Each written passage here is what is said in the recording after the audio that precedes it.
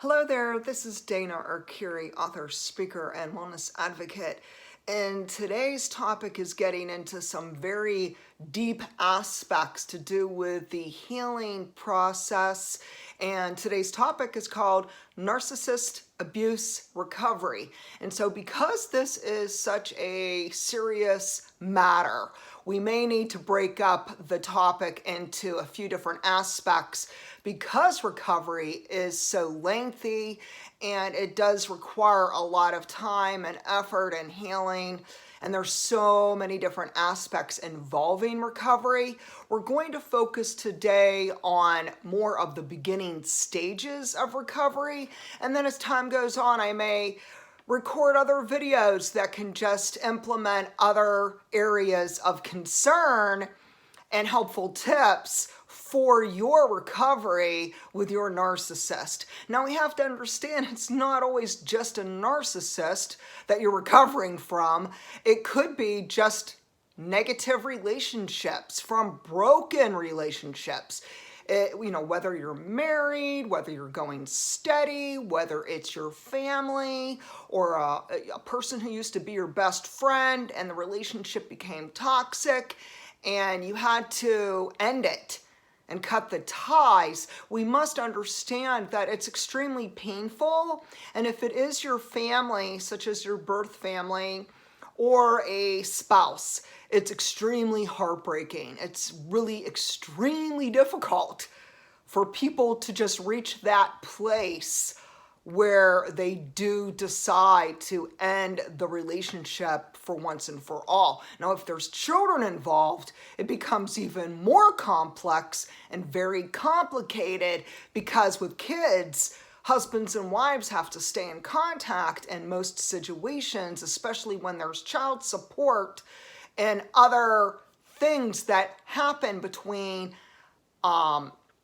moms and dads with the children. Basically that in itself could be a whole other video, because then you're getting into a whole other dynamic involved with the recovery process, especially if it was a spouse, an ex-spouse. So let's move forward today, and we're going to focus on the beginning stages of healing and recovery. So the first step is to awaken to the abuse and to the toxic behaviors. Now, we have to understand, if it's an individual who has a family that is toxic and dysfunctional, it could take a person until they're in their middle life before they even understand what really happened to them. We mustn't shame and blame people, because most individuals are not even aware of how horrific the abuse is until they're much older and they start understanding what's the difference between a healthy relationship and a toxic relationship. So we must reach a place where we awaken to the truth. Now, whether you're in your teens, 20s, 30s, 40s, 50s, or beyond, everyone's at a different place and a different stage in their lives. But the crucial aspect is to awaken, wake up to see, yes, this is happening.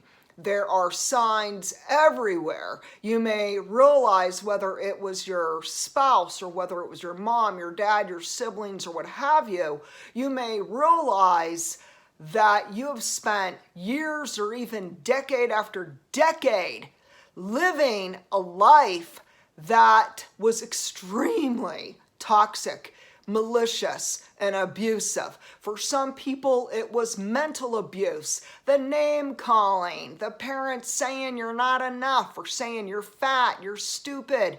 There's a long list of what parents say. Or it could be a spouse who badgered you, who constantly shamed you, blamed you, and made you feel insecure, and made you feel really bad, made you start questioning your own sanity.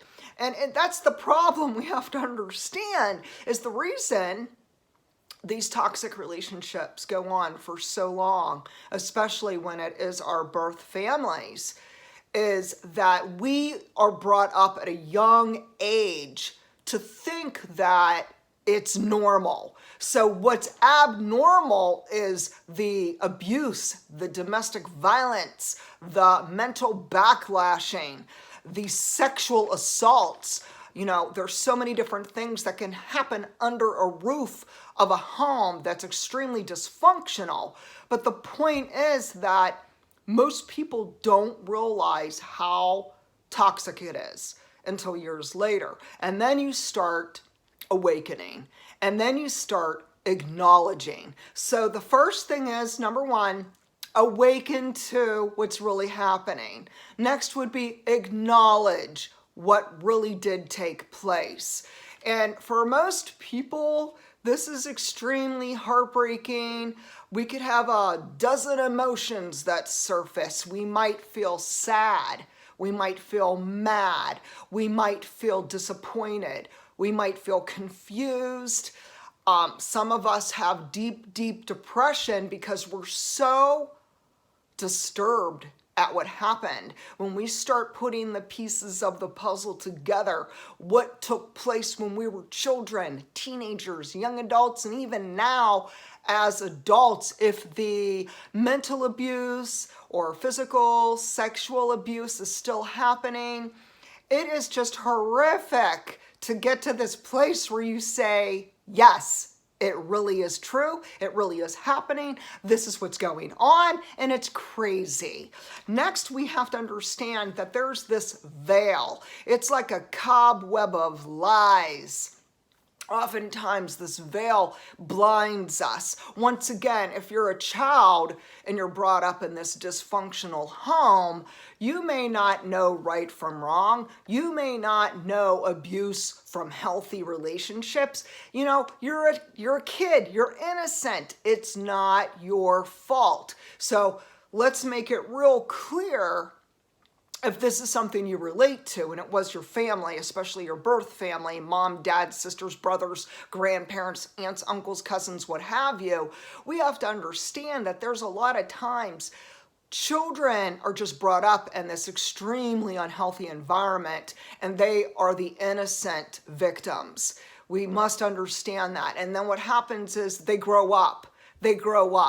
And then they realize, it starts dawning on them, oh my goodness, you know, that whole reality when the veil is removed. So the veil is removed, and all of a sudden we're hit.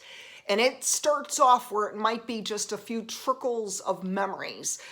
We might have fragmented memories, because when there is any kind of abuse, whether it's mental abuse, physical abuse, sexual abuse, spiritual abuse, oftentimes different people, especially children, and those who are abused, they can repress their memory. Some go into freeze mode. You hear about the fight, flight, or flee and the freeze. Most people, when they are being abused, whether it's mental abuse, physical abuse, or sexual abuse, they go into freeze mode. When someone is in freeze mode, it is survival mode.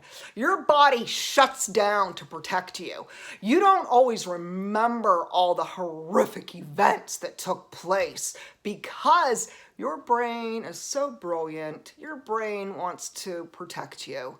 And that is why today you may not have all of the pieces of the puzzle. There could just be these broken, fragmented pieces and memories that are coming and going through your mind. It could be like a recording, like a movie projector, and you just can't shut it off. You might have flashbacks. You might have nightmares. Your body remembers. So the body keeps the score. Check out the book. It's called The Body Keeps the Score. It's about cellular memory and the body-mind connection. You understand that even if you yourself may have suppressed or repressed, and you have these fragmented memories and you just don't recall all the details, your body never forgot.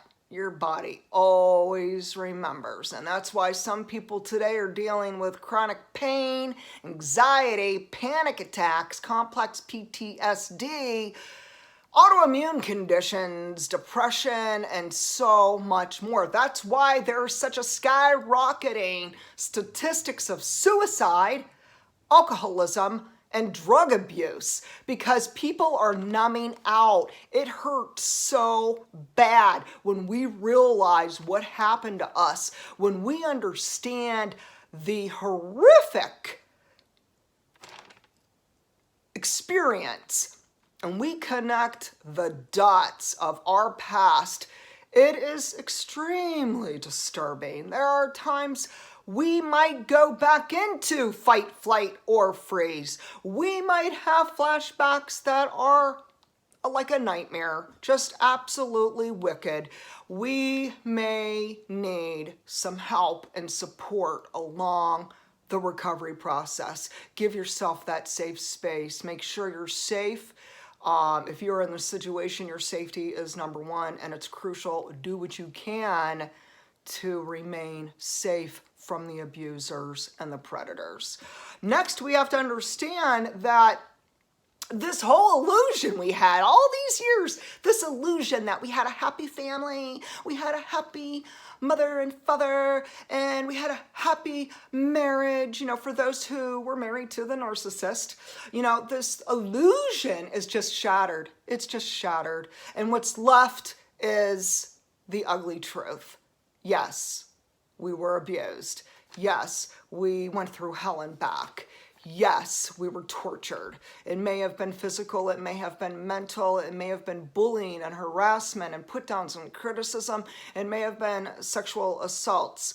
For everyone it is different, but understand that it definitely takes a toll on our bodies and minds, even years later. What happens is there's a subtle shift. So after you awaken and acknowledge the abuse of your past with this narcissist or whoever the abusive person was, there's a subtle shift. And it might start off where it is kind of quiet, it is kind of gentle, and all of a sudden it goes full steam into snowball action. I'm talking like an avalanche, and you are bombarded with memories. You are bombarded with these flashbacks. You are bombarded with nightmares, and you can't believe the aftermath of your abuse. And this is the hard part. This is the part where some people end up drinking, smoking, doing drugs, popping pills. They just want to numb out and not feel because it hurts, and it hurts like hell. We have to understand that when we have these blaring signals that are saying, yes, you were abused. Yes, it happened. Yes, you were traumatized. Yes, you are not imagining it. It really did happen. We have to understand that it's a timeline in our life. It's a really dark season, okay? It doesn't feel good. It's uncomfortable. Understand that you're not alone. All of us who have been through the relationships that are toxic, of course, some could be at a really severe level, and some could be at not as severe or malicious of a level, but abuse is abuse. Let's understand that. And it's criminal. It's really criminal, especially when it's children, when there's any kind of physical violence, mental torture, and sexual abuse. It is criminal. Understand that you have a right to feel whatever you feel. You're mad? It's okay. You're sad. It's all right. It's okay to not feel okay. Let's move on to what happens is when all these blaring signals kind of just going off. It's like an alarm, and you just can't quiet the alarm. You start understanding that there was gaslighting. There was passive-aggressive behaviors. It may have been your mother, your father, your siblings. There's the gossip, the retaliation, the smear campaigns, the maliciousness, the people who may have physically hurt you. They may have physically hurt you, not just mentally hurt you. They may have physically hurt you, especially when you were a child or a young person. And there are many adults who are still being harmed physically too. So there's really no age limit, people. You know, hey, abuse is abuse, young and old, young and old. Next, we have to understand that then you start an excavation. This excavation is when you're uprooting old junk, like the crap of the past. You know, people have that saying, oh, let the past go. Oh, move on. If you want to heal, if you want to truly recover from any abuse or trauma that you have suffered, understand you cannot bury it. You could not numb it out on drugs. You could not pretend that everything's okay when it is not even near okay. And you must understand that there is a season when you are plowing through the muck and the mire and you're pulling away the cobwebs and you're clearly seeing what happened and you are plowing through your past. It is an excavation. It is necessary. Some of us need big tow trucks, not just a little shovel. Some of us really have a lot to dig up and it doesn't feel good. But this is the most brilliant moment in your transition in this recovery process of healing where you're doing the hard work and someday it will pay off. But during the process, it's dark, it's gloomy, and it doesn't feel good. And I admit it. I've been there and I've done that.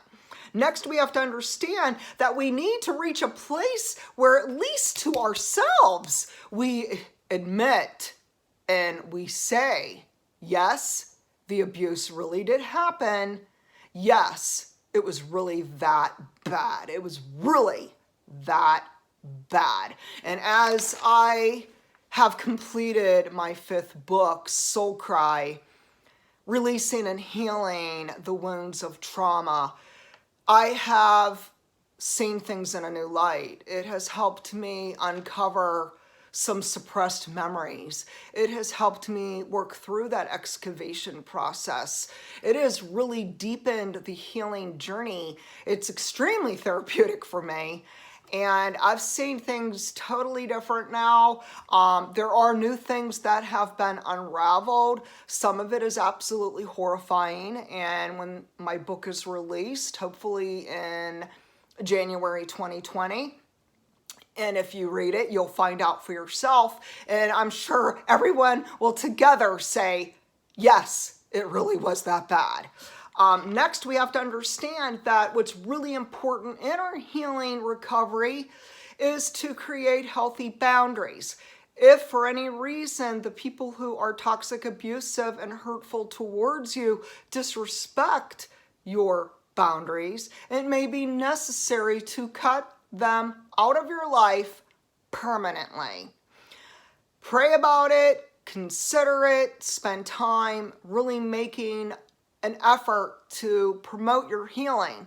As long as the abusers are allowed in our lives, I really don't believe we'll fully be able to heal. It will be self-sabotage, and I think it's beneficial to us and our recovery if we are free from the toxic relationships.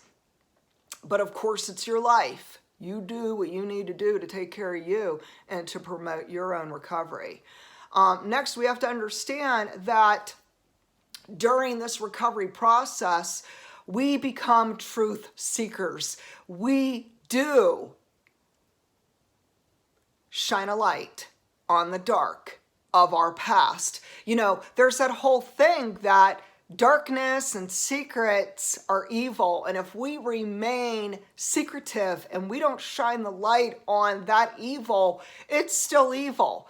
We are to be brave and be bold and to call out, a spade for what it is. If someone was abusive, call it out and give it the correct name. If they're a rapist, they're a rapist. If they're a murderer, they're a murderer. If they're a wife beater, they're a wife beater. Call it out. Give it the name that it is.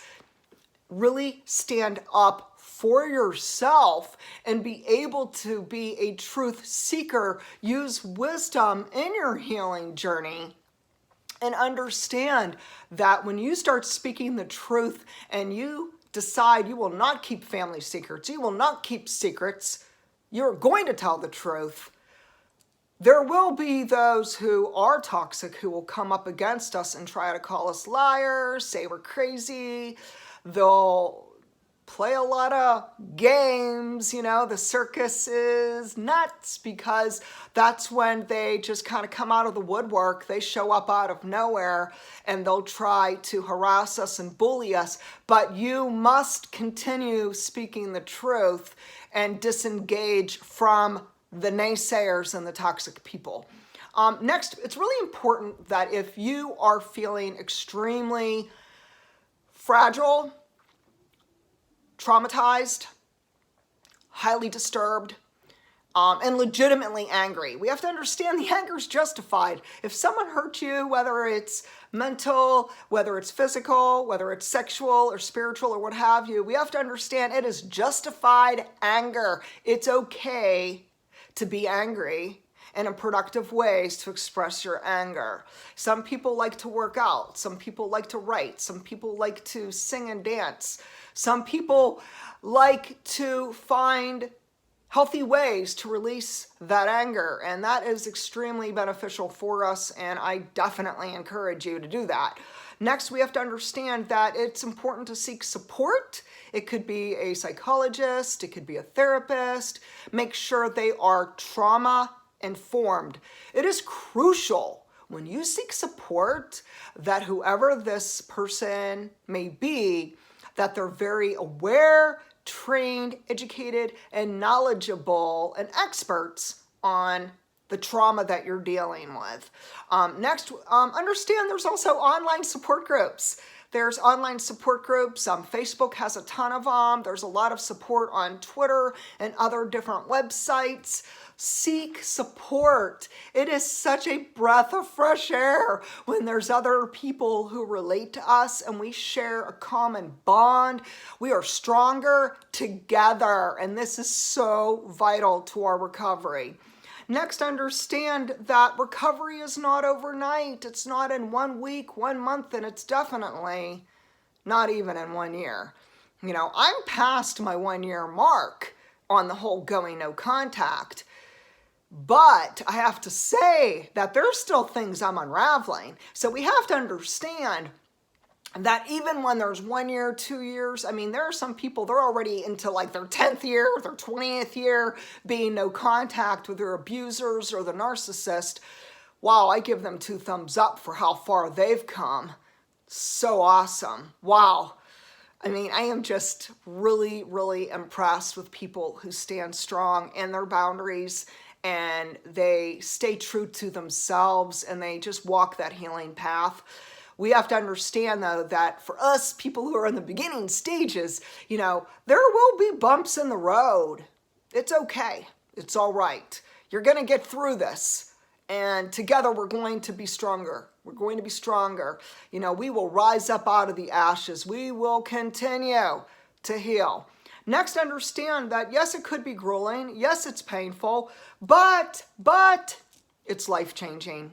We're like a butterfly, in the beginning stages, we're in the cocoon, it's dark, and then all of a sudden, we will soar. We will become this wonderful, beautiful butterfly flying through, soaring through the sky because we're transformed. It is the most beautiful process. It is transformational. This metamorphosis is just so magnificent, and it is changing us from the inside out.